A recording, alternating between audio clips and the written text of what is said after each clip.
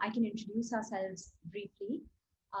So Astha and I both are part of the Omidyar Network India team, and we're going to be presenting our impact measurement approach today, along with some of the trade-offs that we've faced in coming up with this approach. And the idea is to really try and make this session as interactive as we can. So if you have any questions, please type them up in the chat window as we go on, and we'll try our best to address them in the course of the session. If not, we'll definitely try and set some time aside at the end for Q&A. So here is the agenda of what we're hoping to cover. There's a brief introduction. We'll go over the impact landscape, just how we think about the way the investing industry has evolved over the last few decades. We'll then discuss the ONI measurement approach and some of the trade-offs that I was mentioning. And we'll end with a quick overview of the social stock exchange, for which the working group has just put out their report, and a few public resources that might help you on your journey as you go about your impact measurement and management approach. So we'll start off with a brief introduction to Omidyar Network India. ON India invests in bold entrepreneurs who help create a meaningful life for every Indian. That's our purpose statement. And the way we think about it is that we say we invest, the people we're trying to reach are the hundreds of millions of Indians in low income and lower middle income populations. We are part of the Omidyar Group, which is a diverse collection of companies, organizations, and initiatives supported by the philanthropic capital of Pam and Pierre Omidyar, who were the founders of ePay. Our sector change approach accelerates social impact for what we call the next $500 million. And as I mentioned, these are the 500 million Indians or so who are at the bottom of the income pyramid in India. So as a firm, we follow what we call the dual checkbook approach. We make equity investments in for-profit enterprises and also provide grant funding to non-profit organizations in 6 broad areas. We're therefore neither a venture capital firm nor a foundation, because we utilize both grant and investment dollars equally and decide which vehicle to deploy based on what we feel would create maximal impact. The second thing that defines our approach is our tech DNA. We strongly believe that technology can be a force for good and can be used to drive massive social impact in India in ways that were just not possible earlier, especially because of increasing mobile penetration and internet proliferation. However, we also acknowledge that tech is not a silver bullet for social impact, and that's why we engage closely with a range of actors. We have a sector change approach, and we make investments typically at 3 levels: in entrepreneurs, as we mentioned, who pioneer new and disruptive models in markets with a potential for quick scale. So for example, we've invested in an organization called Pratilipi. This is a self-publishing platform which connects readers and writers in over 11 Indian languages. The second way in which we invest is we help build institutional and market infrastructure, and we support a wide array of organizations that address needs shared by all industry players. So for example, we've invested in the e-Governance Foundation that uses technology solutions to help urban governments interact with citizens in their districts. And at the third level, we work with governments and others on policy reform to promote inclusion, entrepreneurship, competition, and also assure necessary safeguards and protections. So for example, ID Insight has supported Niti Aayog in the design and development of the National Data Analytics Platform. In terms of the progress we've made, we have already invested about 300 million. We made our first investment in India in 2008, so it's been about 12 years since we've been there. We currently have 99 active investments, and so far we have reached 550 million individuals. Our aim is also to invest another $350 million in India over the next 5 years. So I'm going to pause there. That's a little bit about ON India. I'm just going to introduce myself. So I'm currently the Senior Manager of Strategy, Learning and Impact at ON India. I've been there for about 2 years now. My previous work experience encompasses consulting, private equity, and at startups. And you can find out more about me on my LinkedIn profile, or you can email either Astha or me on our email addresses. And we'll also, I'm sorry, I should mention this earlier, we will be sharing this presentation. So please don't feel the need to take copious notes. I'm going to hand over to Astha now to introduce herself, and she'll walk us through the next section.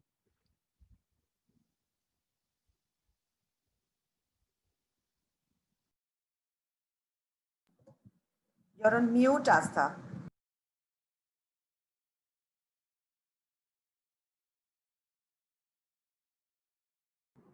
I'm sorry, I didn't realize I was on mute. So similar to Ruchi, I started my career in management consulting at Bain and Company, and I have now transitioned into a consultant role in the strategy, learning, and impact team at ON India. I am not very good at introducing myself, so I'm going to dive right into the topic for discussion today. Um, Before we start, we think it's really important to recognize that impact really means different things to different people. On one hand, you have the traditional investor who is interested solely in financial returns and hence pays very limited attention to the impact of underlying investments. And on the other hand, is this emerging concept of sustainable investing, which includes within its umbrella the ethical investor, the ESG investor, and the impact investor. Touching upon each, the first very minimal version of ethical investing really involves systematically excluding certain sectors that are deemed harmful and are hence considered misaligned with investor values. And such sectors would typically include your tobacco, alcohol, weaponry, etc. Over time, ethical investing has evolved into ESG investing, which really considers more environmental, social, and governance perspectives and parameters while making the investment decision along with financial returns. Now, ESG investing itself can be of two kinds. One is a very light touch, do no harm risk management approach to avoid companies that really disobey environmental regulations or employee practices, etc. Another is a very opportunistic approach, which looks at uh, investing in companies that are really ESG leaders. Impact investors take this to another level where they decide to invest in companies that generate positive and measurable impact alongside financial returns. Over the past decade, we have seen that impact investing has seen phenomenal growth and has seen sophistication in the tools in the industry. And with COVID-19, impact investing has seen a further boost and acceleration. Um, so it's very important to understand what really differentiates impact investing from other forms of sustainable investing. And we feel that it's two principles that it fundamentally embodies. One is intent, and the second is accountability. When I talk of intent, I mean that impact investors explicitly seek to address some of the most pressing environmental, technological, societal issues before us, like poverty or climate change or discrimination. It is in this vein that Bain Capital, which is really a traditionally private equity fund, has also launched a 390 million impact fund to invest in companies that are focused on three issues of the environment, of health, and of skilling. Um, the second difference or distinction is of accountability, because impact investors are committed to reporting progress on underlying investments through evidence-based target settings and through constant monitoring of results. And to this end, Acumen has even launched its own unique approach to measuring impact called Lean Data, which we also had a session on yesterday. It's really this focus on accountability that makes this conference so important and this discussion on metrics so relevant today.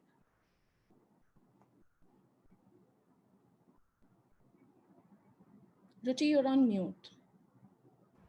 Before you show show them the dilemmas that we faced, I'm actually going to pause for a few minutes and just maybe ask people to share either by voice or if you'd like to type in the chat window. What are some of the high level dilemmas that you've come across or your organizations have faced when you have tried to measure impact?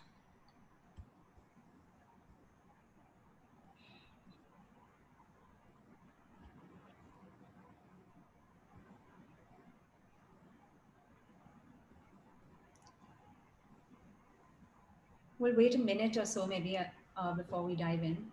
Um, Okay, I'm seeing one. So Patricia says data collection is expensive, and this is certainly true. So it's something that we will talk about later as well.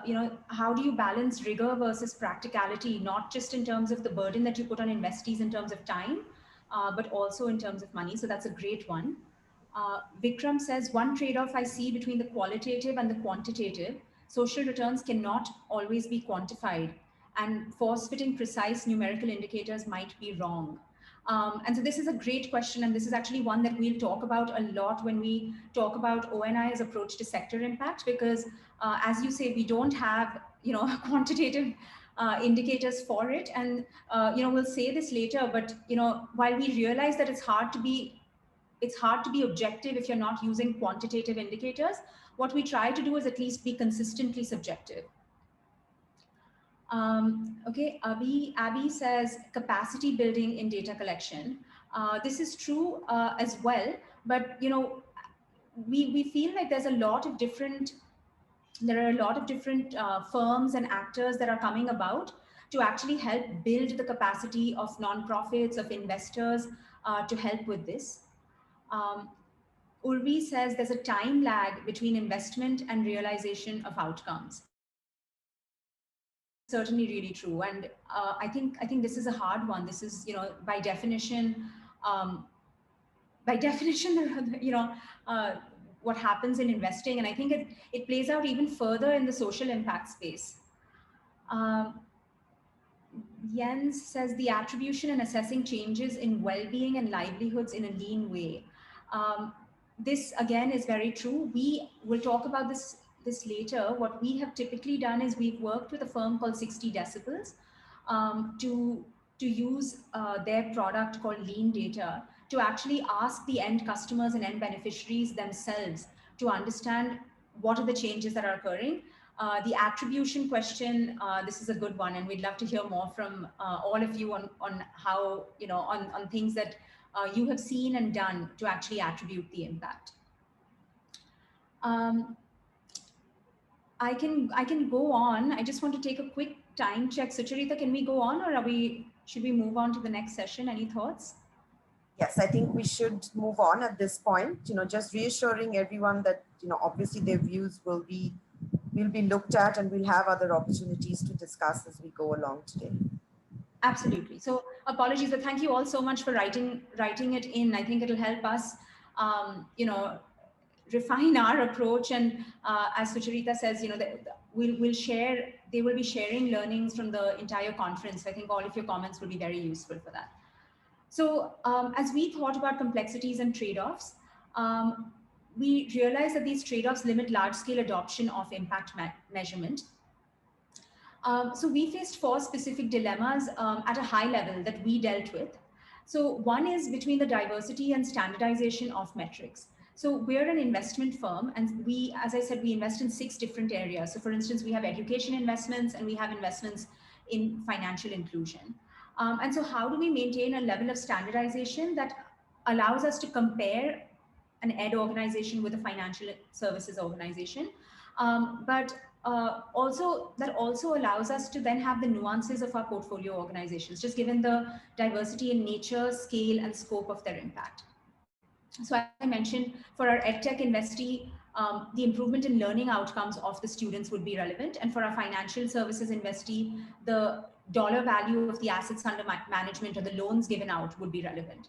So while we capture such specific sector metrics, we also try to ascertain a quality of life improvement as the % of customer survey respondents who say that their lives were very much improved, a measure that can be aggregated and compared across organizations.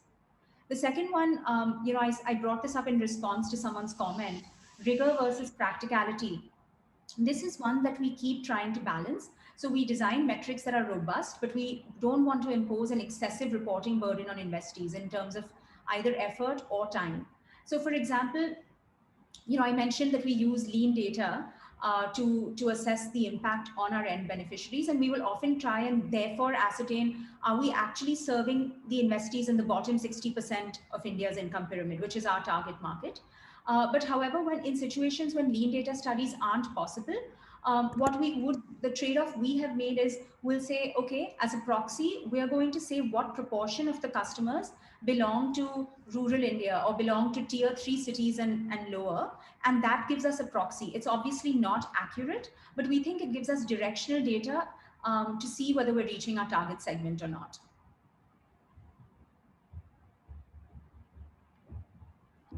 So the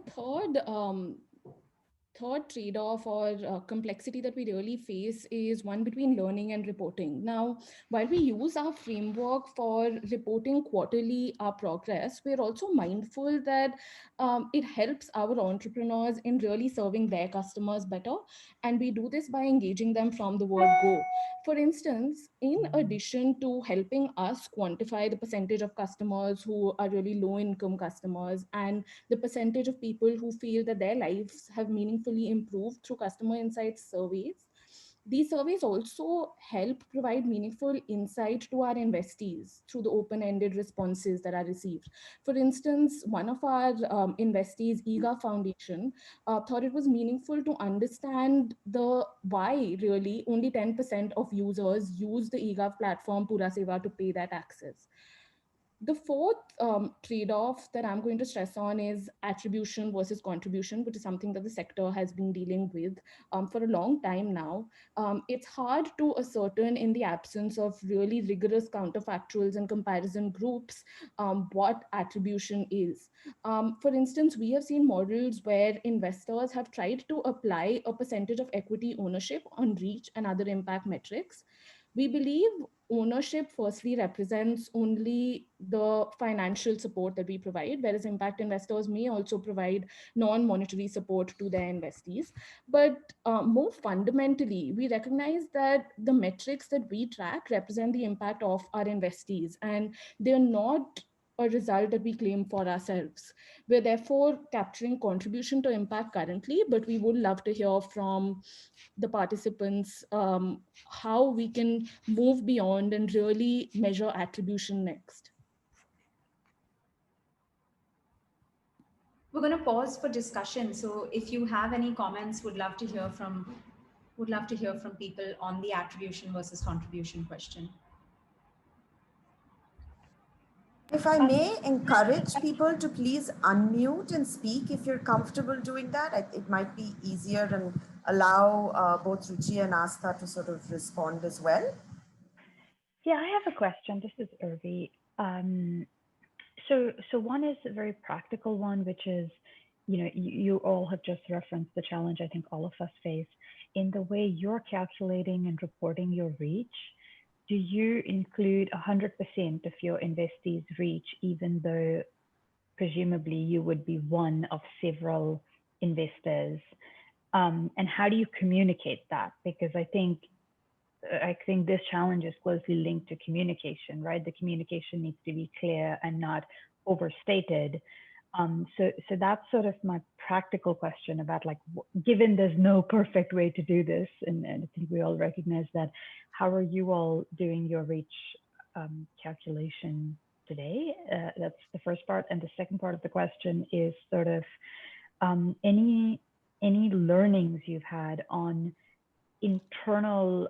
I feel like there can be quite a lot of internal debate on this topic as well, about how different stakeholders internally within organizations feel, and any learnings you've had since you've been doing this for quite some time now on, I guess, making people internally feel comfortable with this contribution lens rather than the fixation and attribution. So sorry, that's two cheeky questions. No, not at all. I think this is great.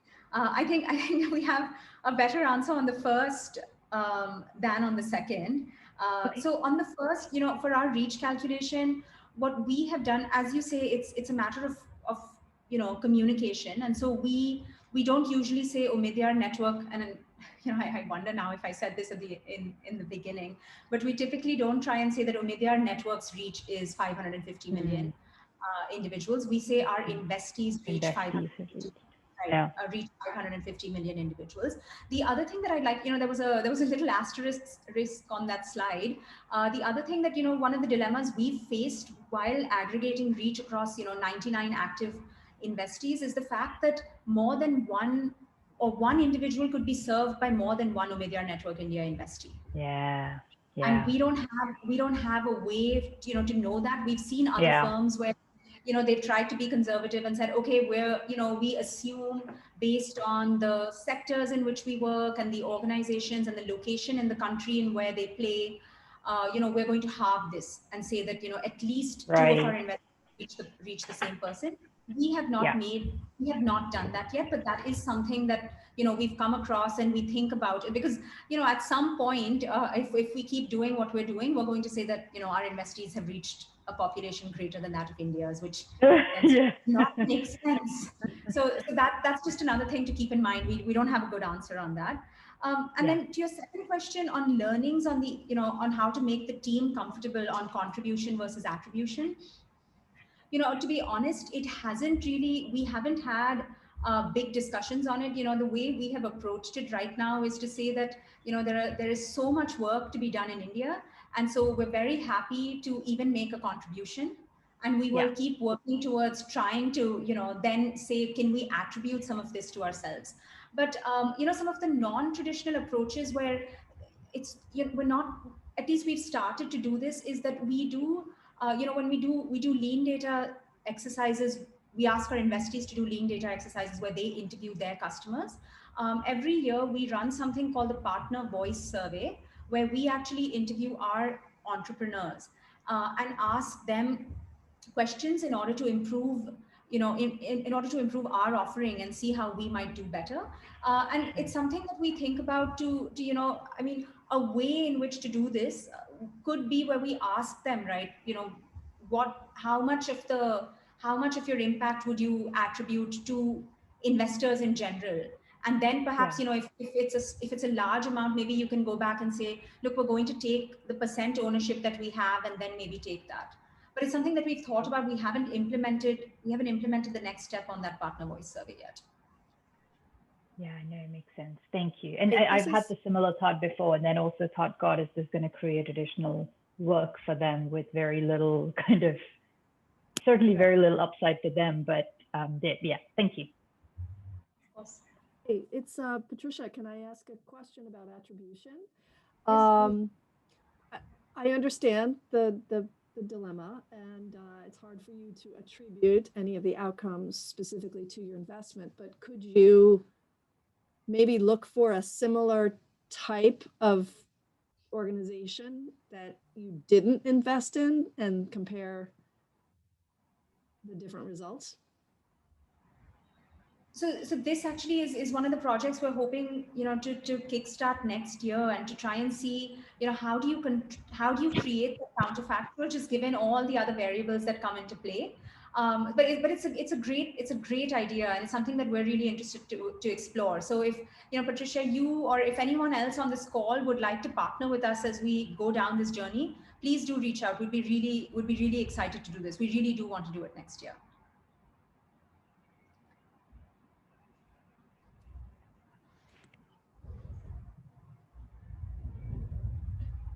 At Omidyar Network, I mean, Ruchi, should we move on? Yeah, we can go on. So at Omidyar Network India, we have really made some of these trade-offs, and we've devised a unifying framework to capture impact at two levels. One is direct impact, and the second is sector impact. By direct impact, we really mean the impact of the products and services of our investees on their end customers or beneficiaries. Whereas sector impact is really the impact that is spurred at the sector level beyond the impact of on the end beneficiary. As part of the direct impact, we measure three metrics: reach, depth, and inclusion. Reach is the cumulative number of beneficiaries, a metric that is tracked and reported quite readily by all of our investees. Second is depth, which is the quality of life improvement for the median user. We usually measure this through surveys that go ahead and determine what percentage of end customers say that their life very much improved. And we do this to maintain the sense of comparability, which we will stress upon later as we go along. The third is really inclusion, which is the percentage of users who belong to what we call as the next half billion, and what we define as users earning less than $3.2 per household per day. And we do this to measure the socioeconomic status of our customers. This is similarly captured through the customer insights surveys that also capture depth.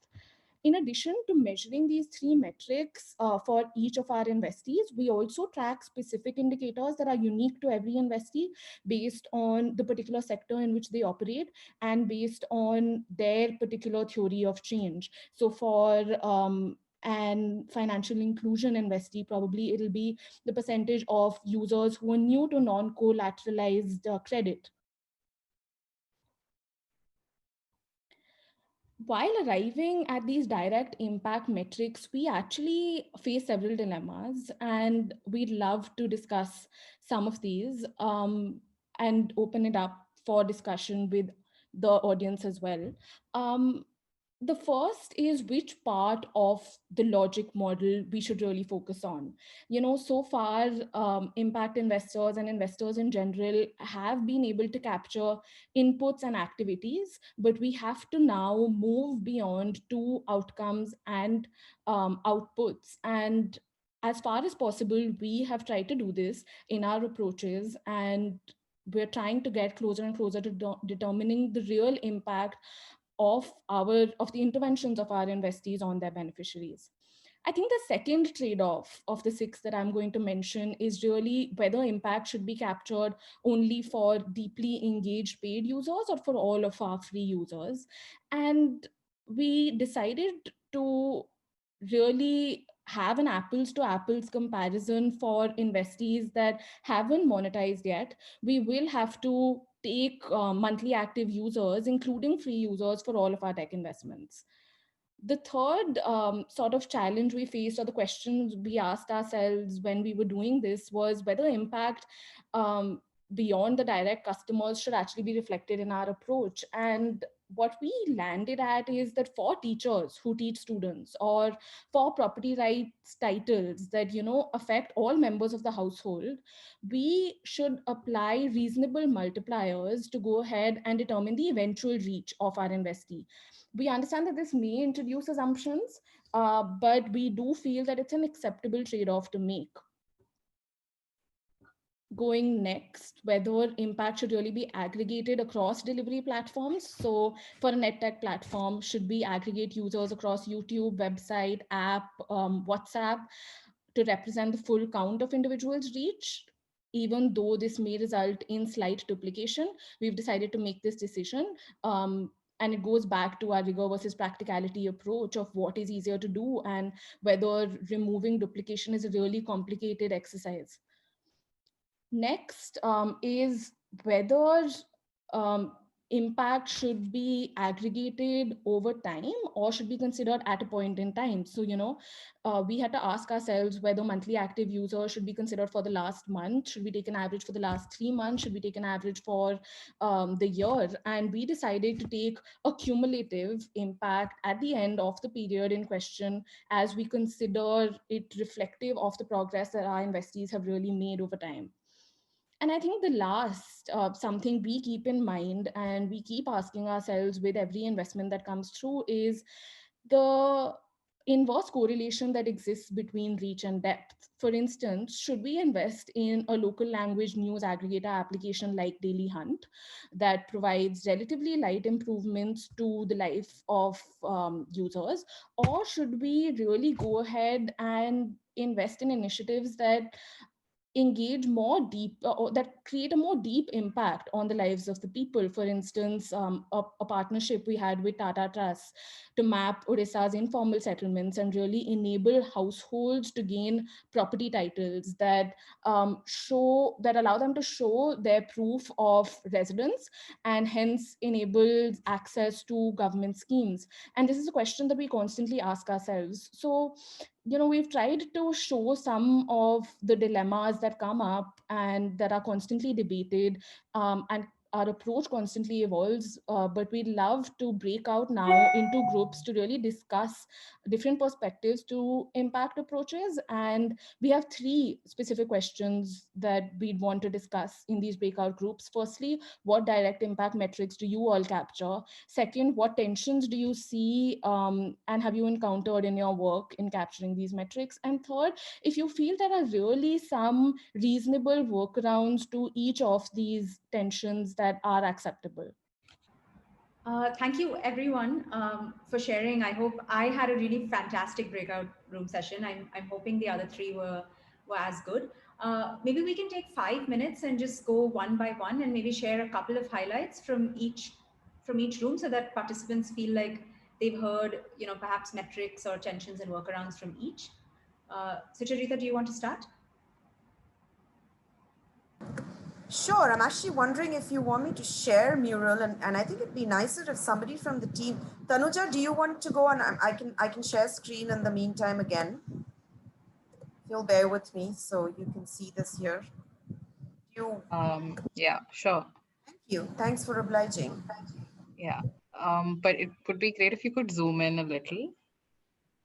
Okay, let me try and do that. You can actually probably do it at your end, but yeah. Okay. Better? Yeah, this works. Thanks. Okay, so I'll just go through each of the sections. So in terms of metrics, of course, we spoke about sort of the larger, more universal ones like number of end beneficiaries, users reached, of course, disaggregated as much as possible, and jobs created. And then also looking at the actual quality of and depth of impact that's taken place, and the effectiveness, which are typically things which are difficult to define. And then Abby also mentioned she works specifically in clean energy. So how have their customers actually moved up the energy ladder? In terms of tensions, again, it's sort of, I think this issue has come up a lot in the conferences about who's actually asking for the data and who can fund it. Not overburdening the entrepreneurs or the program teams who are collecting the data. Standardization, so language and terminologies used in measuring and the metrics. Yeah, and in terms of the workarounds, of course, maybe a lot of this can be avoided if there is alignment between the different data stakeholders, so ranging from the donor, the investor, and the enterprise. And yeah, I'm not able to see the other points. Yeah. Yeah, maintaining a two-way conversation, again, between the investee and the donor, and having some sort of qualitative feedback and impact that is tracked.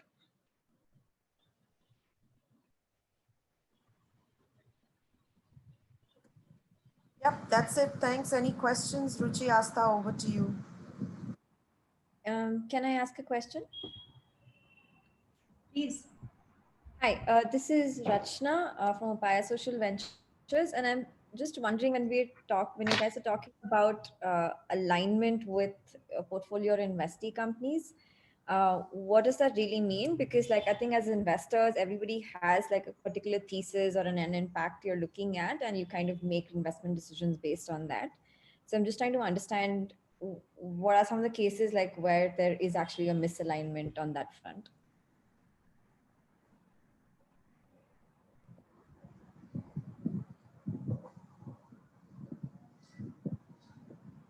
Okay, so maybe I'll respond to that. So, I mean, definitely first, of course, in terms of the actual kind of broader metrics, and I think like we mentioned, attention is often standardization of language, right?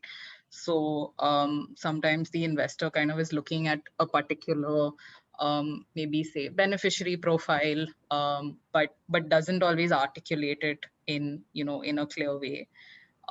So I think standardization, and the second is again maybe alignment on depth of impact to be measured and what is expected. Instead of just saying, okay, we want to look at sort of base of the pyramid customers, maybe really working with your investee to kind of define, okay, what exactly do you mean base of the pyramid? Are you looking at it via income, geography? And just, I think, being very clear on how you are defining your beneficiary profile and reach.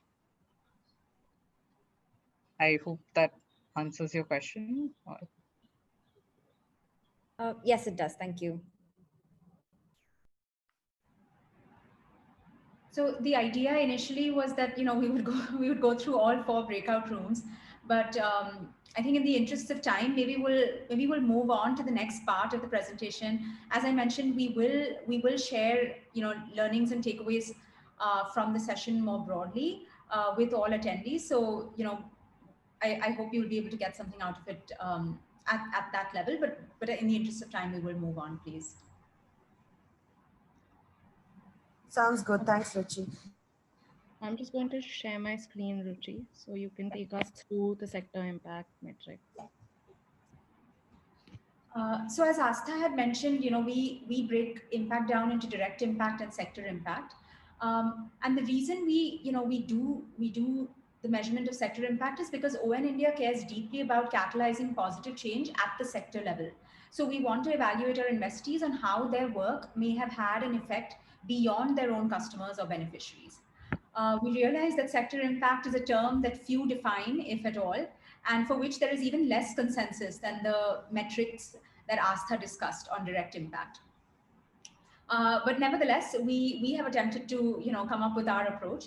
And in our methodology, we have 3 factors that we consider. The first is imitators. This is because we believe that initial pioneers can spark changes in the way business is done and products are offered at scale well beyond the reach of the pioneers' business activities.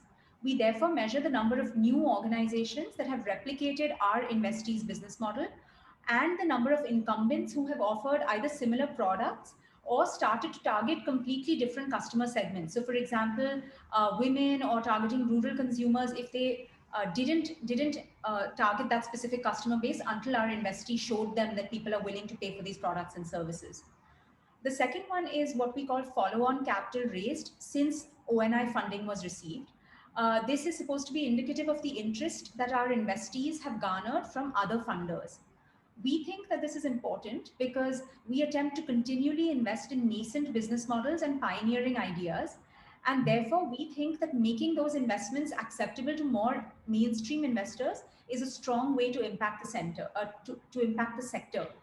Because it's our hope that the funds raised for these new areas and business models will further attract entrepreneurs and investors and have a ripple effect. And then the third metric that we consider is policy impact. That is an investee's contribution that has prompted governments to introduce or change policies that would affect the broader marketplace. So for instance, a few years ago, the Supreme Court specifically referenced a scroll.in article in one of the judgments that they passed. And for us, that's tremendous policy impact because you've now gone out and impacted a much larger group of people than you could have initially impacted just through your direct impact. So these are the 3 that we do. On the next slide, I'm going to talk about some of the trade-offs that we considered as we came up with our approach. So I'll go through this and then maybe we'll just open it up for questions. Or maybe if we have time, we'll open it up for questions. Otherwise, we'll go out into the breakout room and we can come back to the questions. But if you have questions, please do type them in the chat window. So the first one is the assessment. Coming back to the someone had mentioned this when we asked about trade-offs initially, and we understand that it's very hard to be squarely objective given the degree of subjectivity inherent in qualitative assessments. So as I mentioned, we try to be consistently subjective as far as possible, and we often have debates within our larger team comparing one investee's impact assessment against another's. So for instance, for our imitators, the way we define someone as an imitator is 1, they must have started after our investee began operations. 2, our investee's management team and our investment team both must feel that the competitors, that the imitators are actual competitors and that a material portion of that competitor's revenue comes from the imitation. And then 3, the imitator must have active customers and have raised funding. Now, if you just see these three criteria, there is a good amount of subjectivity introduced in the process. So what is a material portion of revenue? How does one define this? Can Google be considered a competitor to a news aggregator website that perhaps offered certain features before Google did? There aren't really easy answers to any of these. But we think that the debates, the very passionate debates that we have with our investment teams, continually strengthen our impact measurement approach. The second one is risks. So perverse incentives can result if we overemphasize certain metrics. So while we think follow-on capital raised is important to attract entrepreneurs and investors to these nascent sectors, we must also be cognizant of the risks, something we internally call as the Theranos effect. And for those of you who may not know, Theranos was a startup that claimed to revolutionize blood testing technology. But after raising $700 million in funding, these claims turned out to be false. The third trade-off that we made was weightage. So related to the previous point that I mentioned on risks, we have assigned relative importance to the three different sector impact metrics while aggregating an investee's overall sector impact. So in our approach, we weigh policy impact the most because it can affect the most number of people. We then have imitators because again, we think that by having an imitator, you are able to serve more customers. Maybe you're attracting other entrepreneurs and investors to the field. And then lastly, we have the follow-on capital raised based on our understanding of the path to impact. The fourth trade-off is the period. And I think someone had mentioned this in the chat window initially, and we weren't able to respond to it. But there is certainly a time, there's that lag between not just the investment, but even an investee, performing its activities or conducting its operations and actually seeing the impact. And so we therefore capture policy impact for a few years, even after we exit an investment, whether an equity investment or a grant, because we realize that our investees' activities can take time to materialize into meaningful outcomes. The fifth one is comparability. So we understand that there are discrepancies when we compare the same level of impact across different audiences and mediums in our graded policy framework. So we came up with this policy framework that lets us know whether we have a 5-part scale, and level 1 is the lowest, level 5 is the highest. But even when we think about different audiences, for instance, we think about a research report versus thinking about an actual advisory role that we take with a government who might reach with a state government or a municipality who might reach out to us, versus thinking about an actual implementation project an investee takes on for the government. There just are discrepancies, and those are hard to completely eliminate. But again, we continually evolve our framework and continue to have these debates, which help us refine our work. And then the last one is intention, the consideration of unintended negative externalities. So for instance, the carbon footprint of a company. This is actually one that we have not included in our sector impact approach at this initial stage, but it's something that we hope to do as our organization evolves. So I'm going to stop here, and we're going to go out into breakout rooms again to do the same thing that we did for direct impact with sector impact. So to think about, are there sector impact metrics that are of interest or that you do capture at your organizations? And then what are the tensions, or the trade-offs that you have made as you have done these? And what were the workarounds that allowed you to make these trade-offs? I don't think we have enough time to summarize, though I'd love to hear what was discussed in all the sessions. What I will say, Asta, very quickly, sorry, give me a minute, is that our group actually found it extremely challenging to answer the workaround questions. So that might be some input for you folks at Omidyar. Do carry on, sorry. Yeah, no, thank you. That is helpful. So, we just want to take a minute to talk of the considerable momentum that has really been built in the direction of impact measurement and management. And I think that is with the release of the Social Stock Exchange report. So there's a poll on your screen that will really, let's see what people have to say on how many SSEs they think have actually been built globally.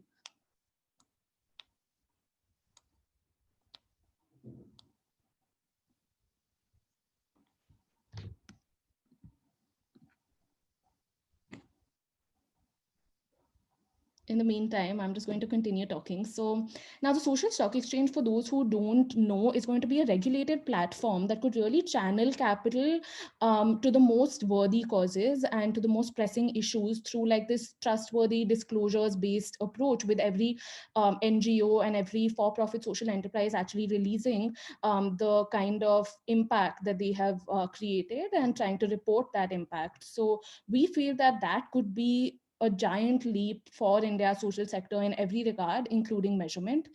This report specifically lays out three elements for an enterprise to signal its purpose, its expertise in creating social impact. But before we do that, so wow, we have smart participants, because 53% have said that there are 10 social stock exchanges globally, and that is the correct answer.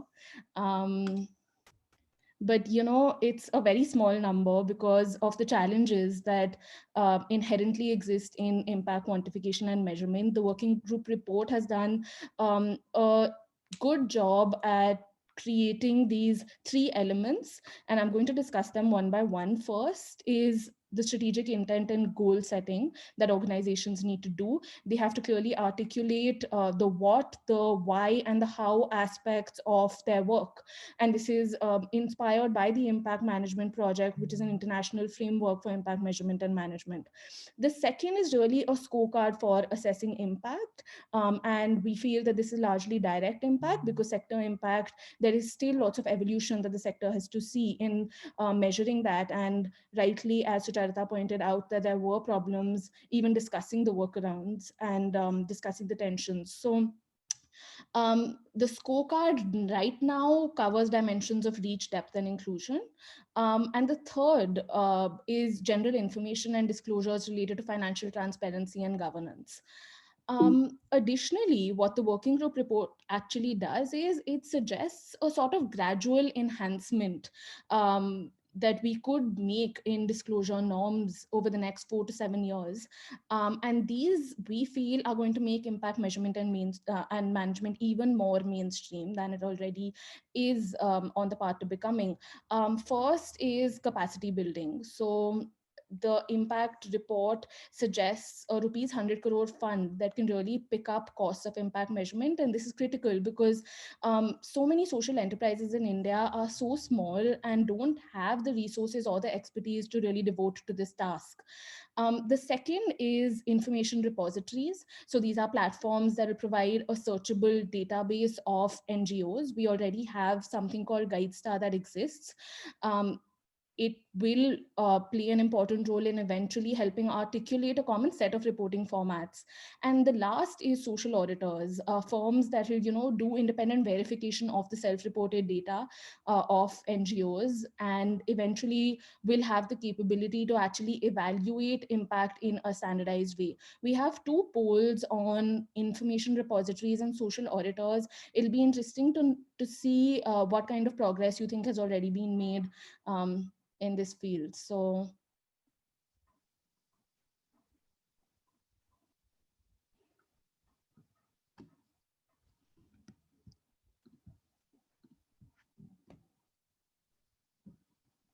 we believe that, with these three, the capacity building fund, social auditors, information repositories becoming more common, a strong ecosystem will emerge to offer participants really support functions for impact measurement. So 10%, 44% of the respondents have said that 10% of the respondents of the GIN survey agree that their impact performance is being verified, and that's again correct. Wow. Okay. We're going to move on. Ruchi, would you like to take over after the last poll?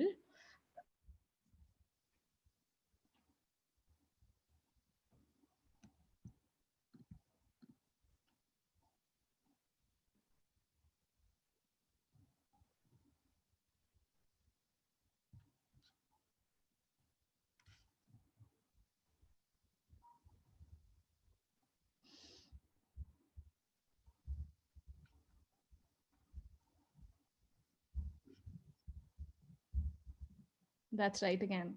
So there are only 1,750 organizations that are actually verified, and only about 10,000 organizations that are listed on the largest information repository called GuideStar that we have in India.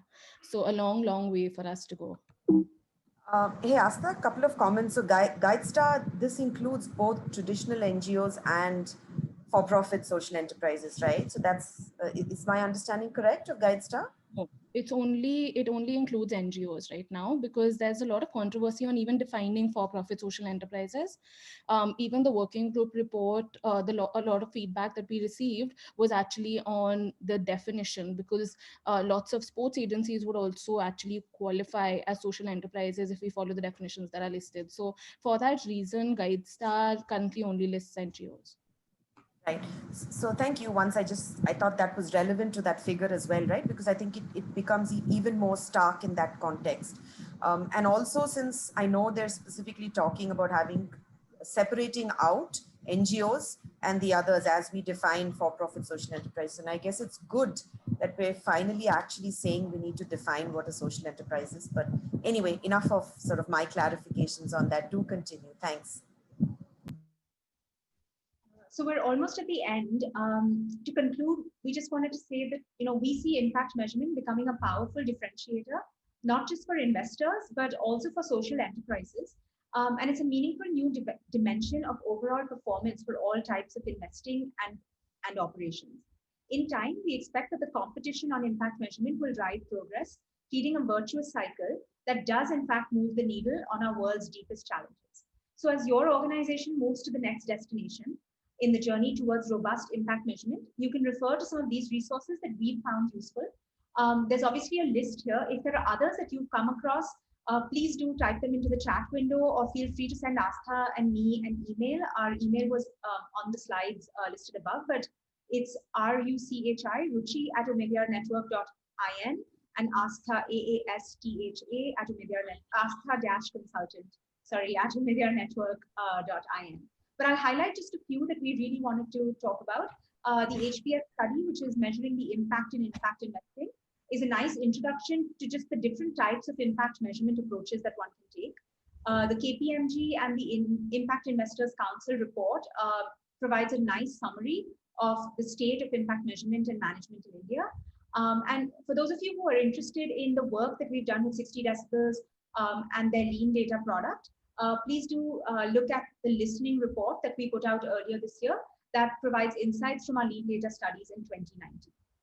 And so I have 1 minute, and before we end for the day, thank you so much to everyone for participating so keenly in our session. We sincerely hope that you found it useful, and we would greatly appreciate it if you could give us any feedback. Please feel free to email us, but we're also going to put up a quick poll if you can just let us know how useful you found it, and it will hopefully help us tailor our content for any future sessions